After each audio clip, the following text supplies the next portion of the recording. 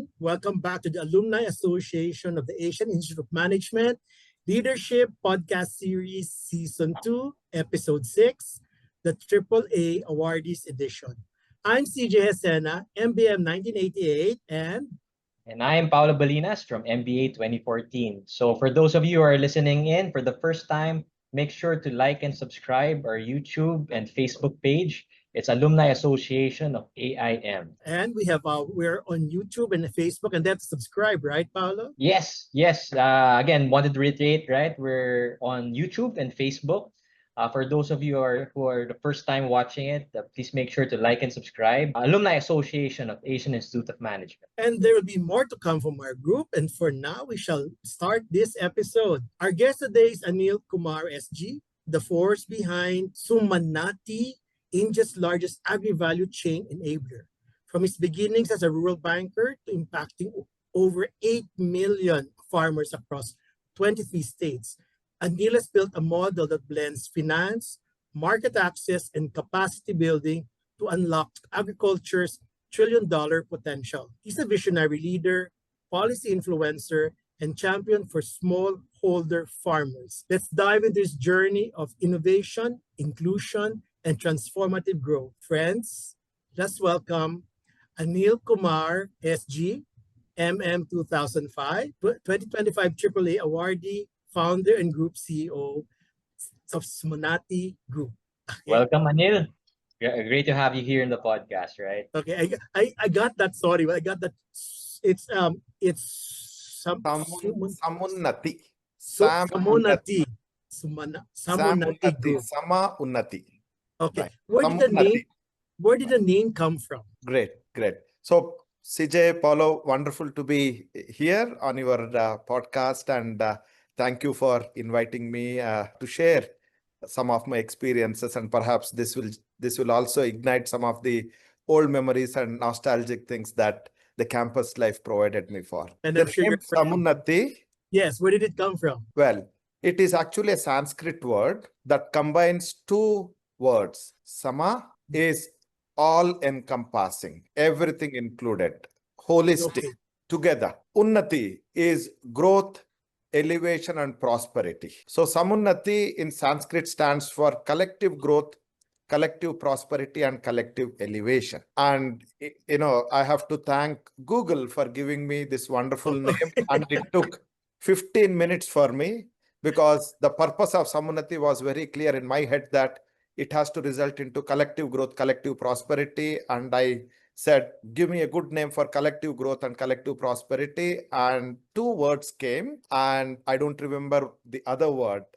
This word just popped and resonated with me. And it is fate. And yes, that's how the name came in. It took 15 minutes over a cup of sweet corn soup. Oh, that's a good combination.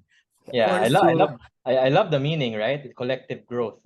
There's a reason behind the name. So thanks for sharing. In fact, earlier, prior to this, us starting the podcast, right, we were discussing a trip down memory lane, your experience in Aaaim. So when we were researching and learning more about your career, I think you had a successful corporate career prior to Aaaim. So maybe you could shed some light in terms of what made you decide to enroll in Aaaim, right? Great. Thank you, Paulo. Thank you for that question.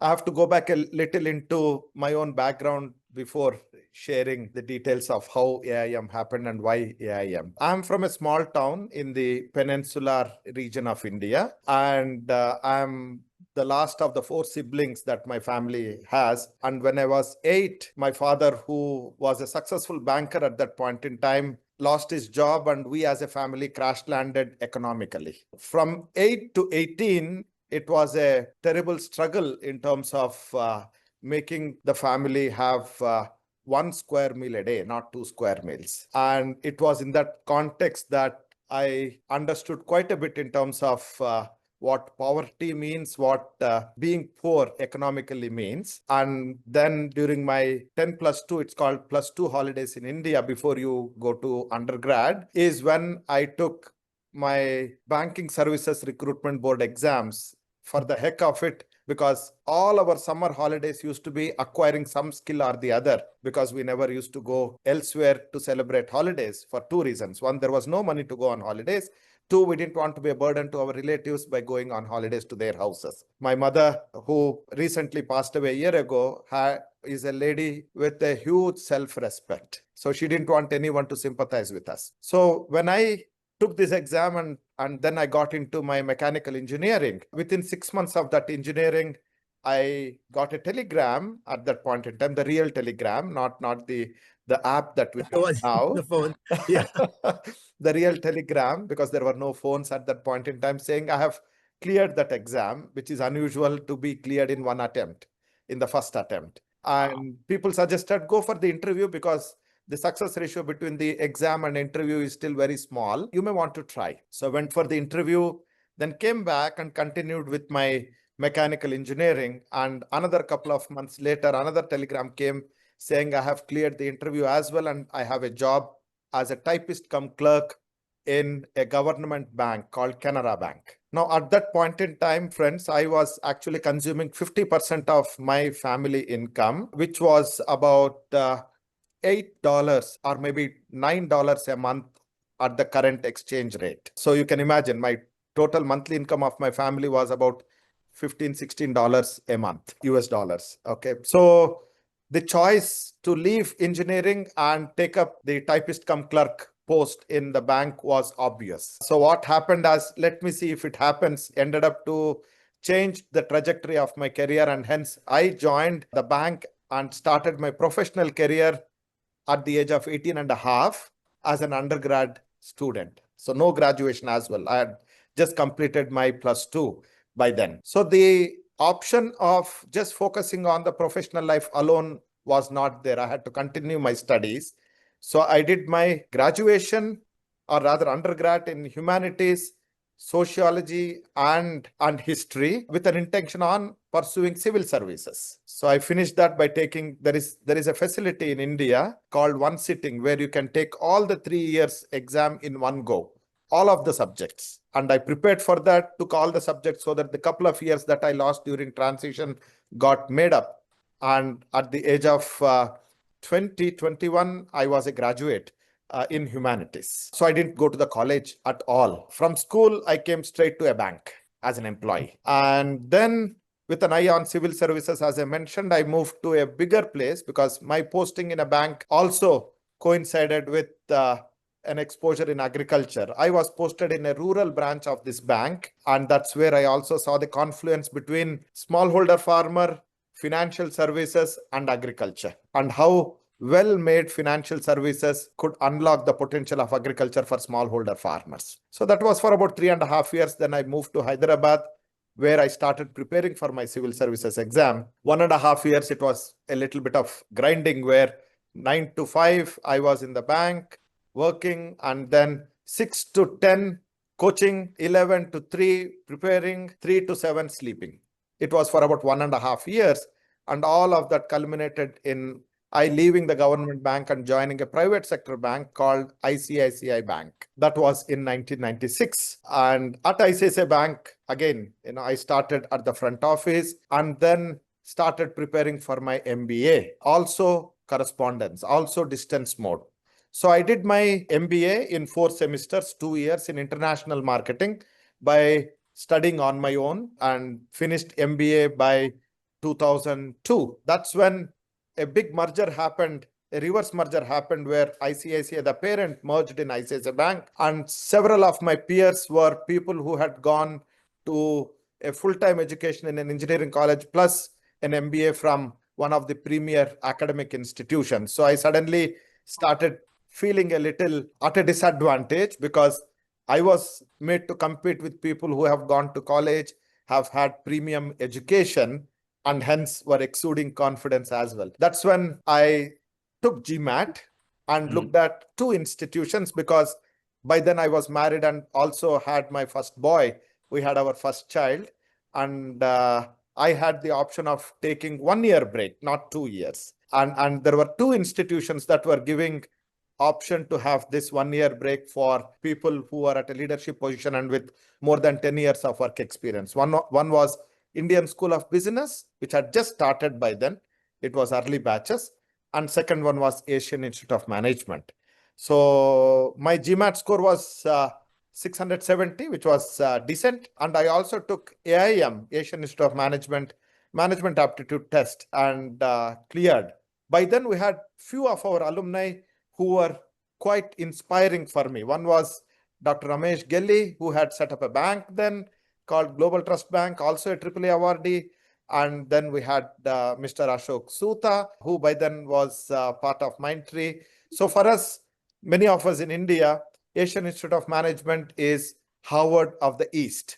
So I took the AMAT, and when I got admission, the choice was obvious to take up this. But then I had to take an education loan. I took education loan from another nationalized bank called Central Bank of India by pledging my real estate that I had by then bought with my savings, and then moved to Aaaim. So long story short, Aaaim is the only full-time college education and experience that I had, and hence I cherish it the most. Amazing journey.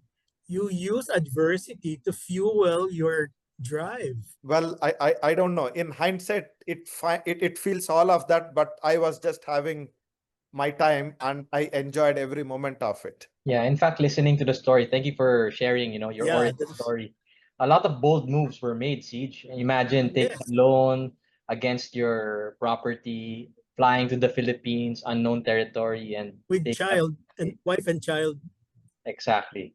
So doing all this. Did you get scared, Anil? All these moves you were doing, did it scare you? Well, it did not. To be honest, CJ, there was absolutely no anxiety, no doubt, no self-doubt, I would say. That's the right word. It felt right. Fortunately for me, I stumbled into a system of meditation in 1993. Okay. When 2 years into my professional career, so to say, I stumbled into a meditation, which is a meditation agnostic to any faiths, and you meditate on the premise that the source of your existence is in your heart. It did two things. It did two things to me. One, it enabled me to listen to my heart. What is right, what is not, what felt right, what is not. So anything that felt right, I was at peace with myself. Anything that is not good for me felt a little restless. And this system of meditation called Heartfulness is something that stayed with me for over 32 years now. And you get to practice it up to now? Every day, including today morning. How much time do you make up? You live a very busy life. Yes. Where do you fit the meditation? Well, as you know, by profession, I'm a banker. So I would say I make an investment in meditating. Okay. Okay. So the meditation actually requires over a period about 100 minutes a day. It feels a lot, but I have seen it paying rich dividends. But for a beginner, a 20-25 minutes in the morning of investment, a 10-15 minutes in the evening where you basically rejuvenate yourself, and a 5-7 minutes, just before going to bed, where you basically express your gratitude and try to become a better person, is what it takes in all. Okay. The best part is it lets you handle all the stress, all the demands on the time, and you are still anchored within what makes you a human being, a humane person. Okay, so even before this conversation on mental health, you're already taking care of your mental health. Oh, yes. I'm grateful to the Heartfulness system of meditation, which I accidentally stumbled into as a 21-year-old, to have helped me follow what you refer to as the risk-taking ability. It didn't feel like I was taking risk. That's very interesting. In fact, this year, because every year I have a skill that I'd like to acquire, right? And meditation is, in fact, one of the skills I wrote down for this 2025. So very timely, this conversation. I think it's fate. Wonderful. It's a sign. It's a sign. And the best part is this system of meditation is available in about 160 countries. Interesting. And everything being offered free of charge. Wow. There is no cost associated with it. It is not business, and it endeavors to make each one of us better human beings driven by heart. You got me really interested. Actually, you touched on a very relevant point, right? Like stress, meditation helps alleviate stress. If a person listening to this podcast wanted to start their meditation journey, where would be a good place to start? They have to just visit one website called www.heartfulness.org. Okay, let's take note of that because we're going to put that in the just one write-up. L. Okay. www.heartfulness.org. Heartfulness. Okay. Heartfulness.org, and everything is available online 24/7. How Wow. to meditate, available online, free of cost. If you want to have frequent meditations with a trainer with you, available online 24/7. Like how you book your Uber or Ola, you can book a meditation online. You got all of it. Read Yeah, it. It is available online.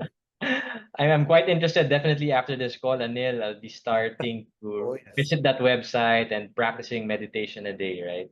Please do so. And there are people in Philippines doing that I was going to ask as well. That's where I was mentioning that when I was in the campus, I used to go to Magallanes village, is where there is this wonderful family where in their house we sit and meditate together. In this busy world, you still find time to meditate, and it's a way of going back to yourself and finding peace. So this is the way you hurdle challenges, both here and before. All right.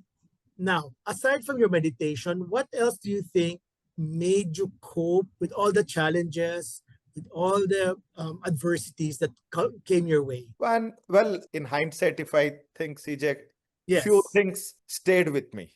Okay. First and foremost, the audacity to dream big. Audacity, right? To dream big, even when we did not have anything to eat. I always dreamt big. I always behaved as if I'm the most endowed person. So the audacity to dream big has always been there. By the way, very, very anecdotally, or if I can share a trivia about me, I was born in a car, not in a house or a hospital. Okay. Maybe that's where the audacity to dream big came, when we did not have anything to eat. That, oh, I'm born in a car, I'm sure I will be a big man. You can survive anything. And what else? What else helped you? Second trait is being joyful at all times. Joyful. For me, yes. For me, being sad sucks energy. Agree. Being joyful gives energy. Third one is, whenever there have been challenges, at the earliest opportunity, I come to terms with it. Accept that there is a problem, not play a victim or not brood over why did this happen. Come to terms. Yes, there is a problem. At this point in time, let me deal with it. So head on. Accepting and being in the present at that moment has often given me the choices to make, which helped me to deal with it. Because you are coming to terms with the reality. Okay, what do I do now? At a professional level, if there is a problem, if somebody comes to me with a problem saying, Anil, there is this problem, I goofed up. The next thing that we start thinking about is how do we deal with it, rather than why the hell did you do this? You take away the person, you take away the reason why this particular situation has presented itself. You start focusing on how do I deal with it? Because all other things as to why did it happen and who did it can come later, because that's a post-mortem that you do. Yeah. Today, let us deal with it. That slowly percolated to my personal life as well. Whenever there are challenges on the personal front, at the earliest opportunity, I move to let me deal with it. Accept the reality.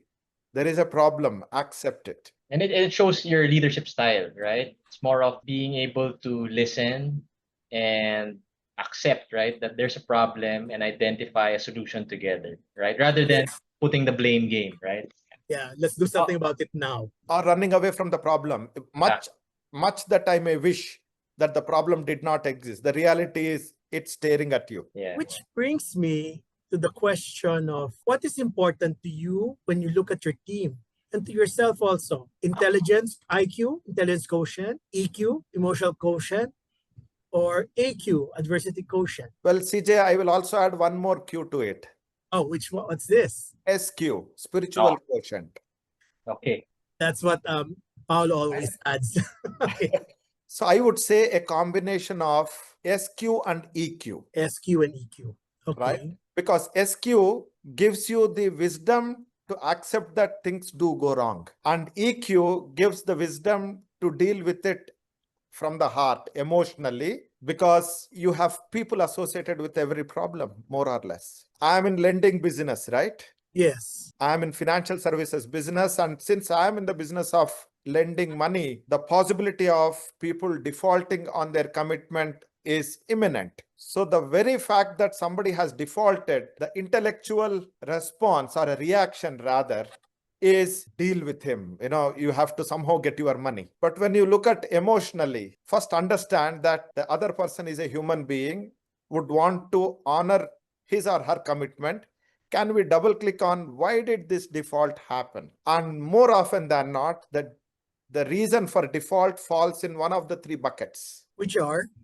One is situational default. Something in the business has changed which is not in the control of this particular person, and hence this particular person has not been able to get the cash flows, and hence there has been a default.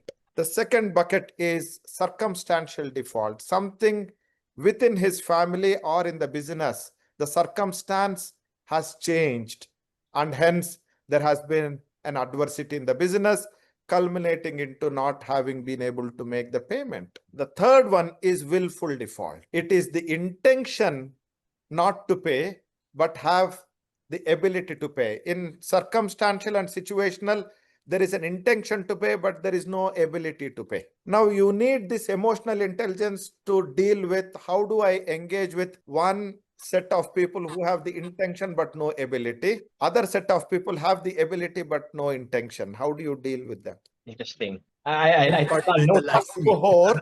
For the first cohort, you may actually support them to come out of the situation and get your money back. In the second one, you may want to go after them. Okay. So it's not the same. On the topic, you did mention, right, you're in the business of finance. You shared your origin story from being a banker, putting yourself to school.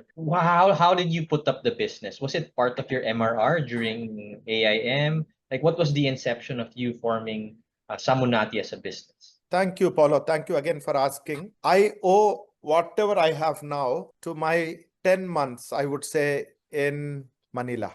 Oh, okay. First and foremost, I actually came to Manila to leave my banking and become a professor. Okay. Because I love talking, I thought teaching is talking, and I wanted to get into academics. Little did I realize then that academics is much more competitive than corporate world, because you are dealing with intellectual giants. Corporate world, at least you have a team to work with, team to fall back. So within the first few days, I realized that I am not carved out for academics.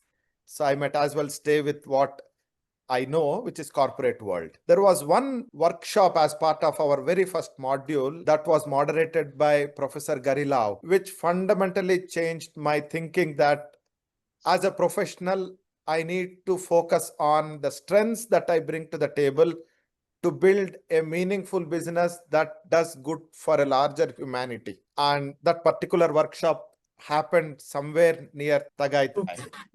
And it was an offsite for 3 days. And the end of the 3 days, I was blown by the possibilities of what all can be done with the years of professional experience that I had prior to coming to Manila. I knew what poverty was. I knew the power of finance, and I knew the interplay between these two is when I made a decision that perhaps I have to build on the strength rather than looking for a more comfortable professional life for myself, which is why I came to Aaaim. So the trigger of a larger purpose happened thanks to Professor Garilao, not just in the workshop, but the evening walks that I had with him. Very helpful. At the fag end of our module, as you know, in you also have inspirational leadership module. So I deliberately took a walkabout project in the dump site of Payatas. Wow, that's brave. Okay, so I went to Payatas thanks to ASA Philippines and Dr. Kamrul, who owns ASA Philippines and was running a fantastic microfinance program. I again understood the power of finance for low-income households. And within the inspirational leadership module, we also had Banker to the Poor of Dr. Muhammad Yunus. And all of those modules were handled by Professor Garilav again. So the foundation of what I need to do came in Manila, in Aaaim, in the campus. Second thing that I realized is ability to connect the dots. And this again, I thank all my professors, but Professor Ed Morato for instigating me, saying during halfway through the program, I said, Professor, I don't see any value in this program for me because I'm still not able to read balance sheets. And he said, Anil, if you had come here to read balance sheets, then my friend, you are in a wrong program. You should have gone to MBA. This is a program which is for managers who hire MBAs. The reason why you are told about all of these concepts is so that those guys don't take you for a ride. But you are not supposed to calculate. You are supposed to make decisions based on the calculations. So suddenly my thinking shifted to understanding the patterns, understanding the dots, understanding the strokes of brush on the canvas, and started making a sense in terms of what is the bigger picture here. And one thing that Professor Victor Lim told me is, you will, and Gavino, Professor Gavino, they both mentioned that you will realize the importance of this program when you go out in the world, not when you are in the campus. Like an old wine, the learning that I had on the Aaaim campus started unraveling into my learning when I started applying that over a period of 5-6 years actually. And people who knew me before and people who knew me later started saying, hey, you are not the same guy. You tend to understand the problems faster. You tend to understand the patterns quicker. You tend to conclude things faster than others. And all of this is thanks to Aaaim. I'm not saying it because I'm on your podcast. I would say it from the heart. No from the heart. Always. The heart. Yeah. Always. In fact, we've interviewed quite a lot of alumni, right? And a lot of them attribute their career success, business success to Aaaim. And thank you for sharing your story. Absolutely. So that's how this happened. So Paulo, the way Samunnati happened is I was I was Group CEO of a fantastic initiative under IFMR that I was a founder trustee of. One thing led to the other, and I ended up being an entrepreneur. Or ended up deciding to become an entrepreneur. But I did not have money because, again, I'm a professional. So I took a loan on my house, my entire provident fund money from my previous employment, and surrendered all my insurance policies, put together a small corpus, and Samunnati started in that fashion. Wow. And I was negative 1.2 million Indian rupees in my net worth at the age of 42 when I started Samunnati. Didn't feel that it was a risk that I was taking. It felt right. Wow. It felt right. But by that time, you had how many kids? You had 2 kids already? 2 kids. 2 kids. The elder one was 13, a teenager already. The younger one was 7, and I was the only earning member of the family. I have a question. Isn't it scary to be in the corporate world and then you will jump to become an entrepreneur? Because a lot of us in the corporate world are thinking, what's next? What to do next? What's your take on that jump to become an entrepreneur? Well, one of the things that I love in the bank that I worked for, ICICI Bank, was the freedom that we got and this ability to think big. So in IFMR, the same thing happened. So being an entrepreneur for me meant freedom, meant to do things that can be done without the constraints of a corporate structure. And I would like to, again, attribute this mentoring to one of the finest professionals that I had the opportunity and privilege to work with, a gentleman called Dr. Nachiket Moore. He was the Deputy Managing Director of ICICI Bank. And I had the privilege of working with him for 9 years soon after my graduation from Asian Institute of Management. 2005, I graduated and then went straight to the corporate office of ICICI Bank and started working with him. From 2005 till 2014, I was with him. He stretched our thinking in terms of the power of finance to solve the real problems for humans. I'm curious to follow up question on CJ's interesting question, right? He did mention about leaping from corporate to business. So what's unique about our podcast, as CJ shared, right, is we have two perspectives from the younger generation and for the older generation, right? So from a younger generation, you've succeeded, right, from both corporate and business. If you were to distill the core competencies or qualities of you, what are those core qualities that you would suggest young professionals aspire to have for them to succeed, not just in business, but in corporate as well? Well, I would say three things to them. By the way, I will digress for 1 minute. Sure. This habit of saying three things, again, is an attribute that I picked up in the classroom of Asian Institute of Management as part of my CP. Class participation. Class For the recitation participation. grade. And I One was per day. I was in the dean's list for module 2 and module 3, and I attribute my being in dean's list thanks to my class participation that got honed over a period.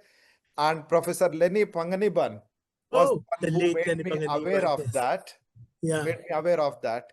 And the nickname that I have in my batch is Anil 123. And the way it came is in one of the CPs, I made 2 points and I was looking at her and she didn't leave my place. She was still standing and very early in the course, and then said, which is the third point? You always make 3 points. Which is the third one now? And that's how I became Anil 123. And it became my habit and perhaps an expectation by the professors that I have to make 3 points. And you're also doing it now when you're explaining your points to us. Okay. So I would say 3 things. One is I would tell youngsters not to chicken out, but dream big, because dreaming doesn't cost.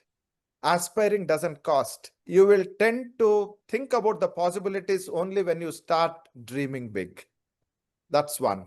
Okay.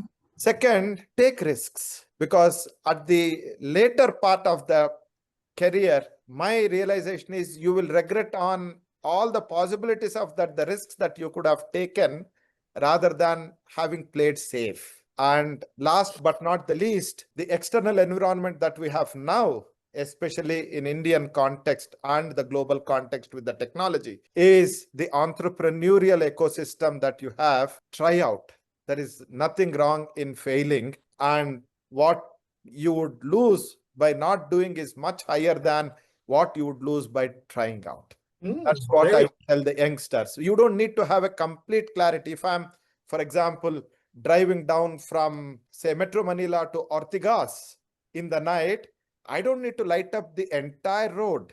All that I need to know is the next 200 meters that I'm driving, am I able to see or not? Yeah, that's as right. long as you know you are going towards Ortigas and not towards Pasig Magallanes. or Magallanes. As long as you have that North Star, right? And strong why. And that's where the dimension of the purpose that comes into picture. What one does should address one of the larger purposes of life. Larger purposes of life is not about becoming professionally successful, becoming rich and leaving the riches to your family. For me, it doesn't resonate. You are better off solving a bigger problem for a larger humanity. In fact, that's what we do every time in Samunnati when we have an important meeting. We call it as connecting each other or centering, where we start with this prayer that may what we decide in this meeting result into something better for the larger humanity. May we get a guidance to do something better for the larger humanity.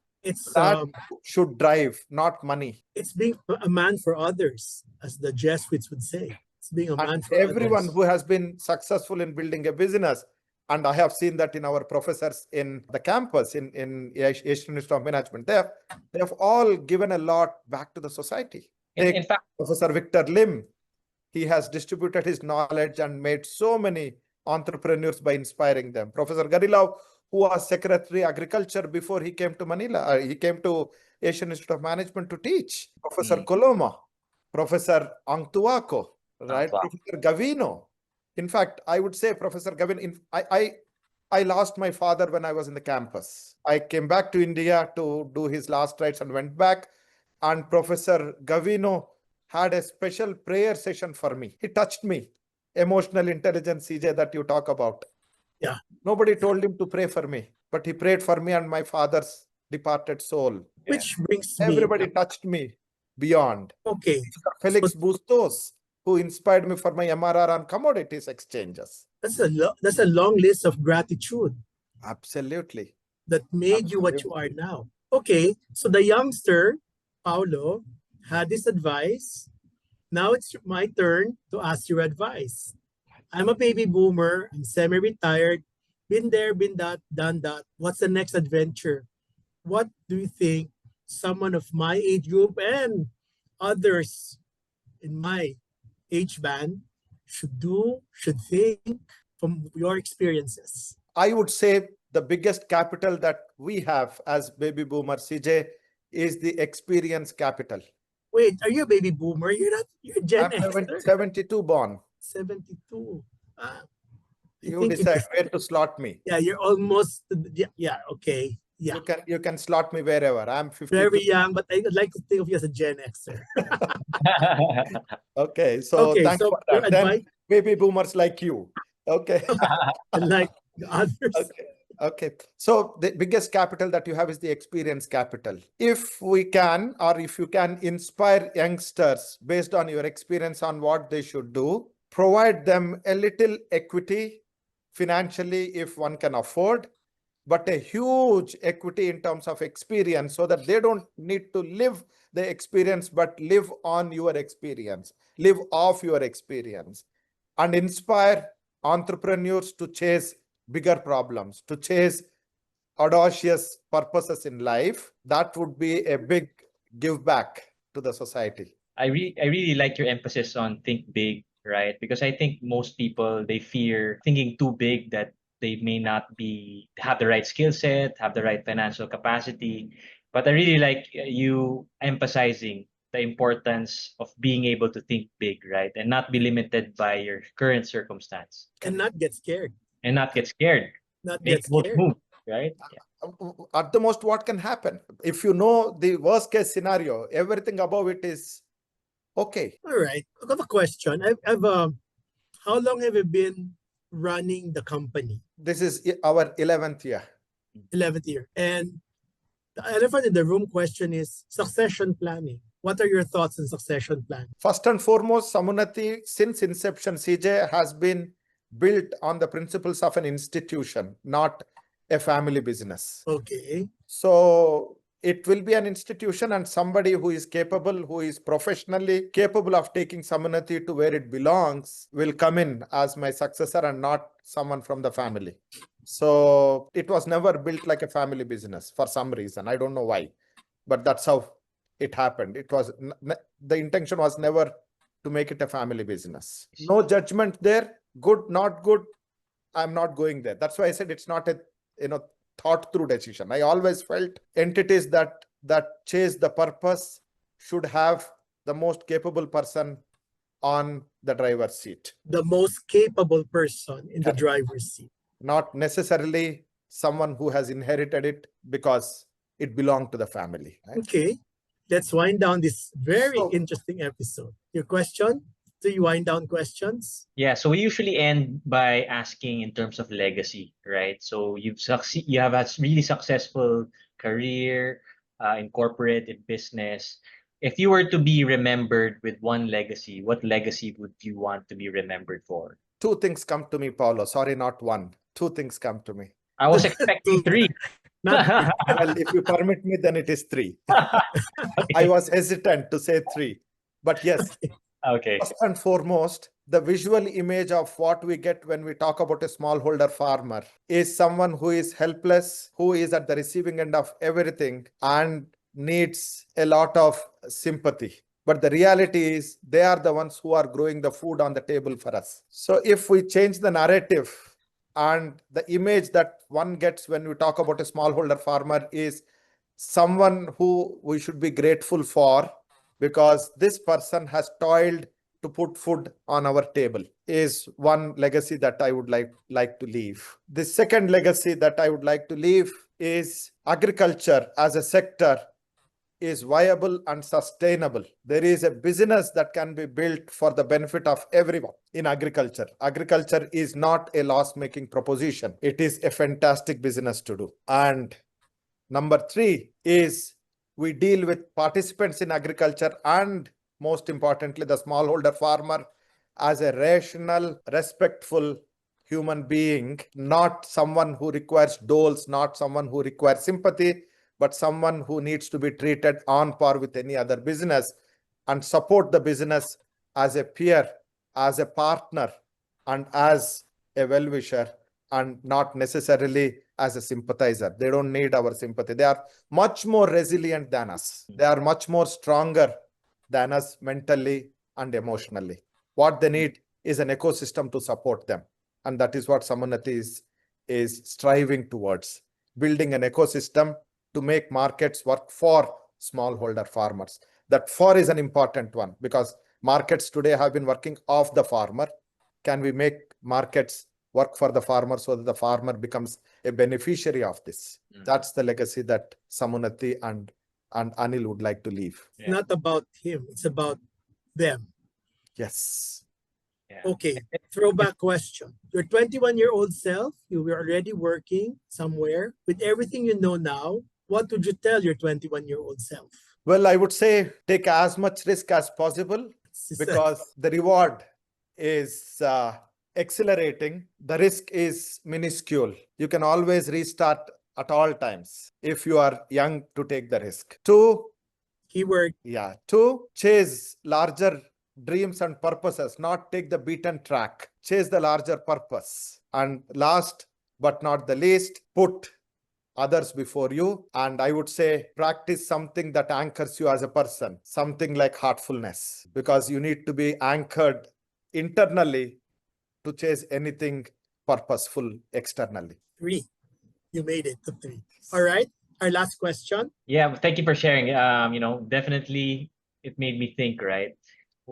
Am I taking not too much risk, right? So this gave me the confidence in case I do something risky, I know who to when I see you, I know who it is. But kidding aside, who inspired you?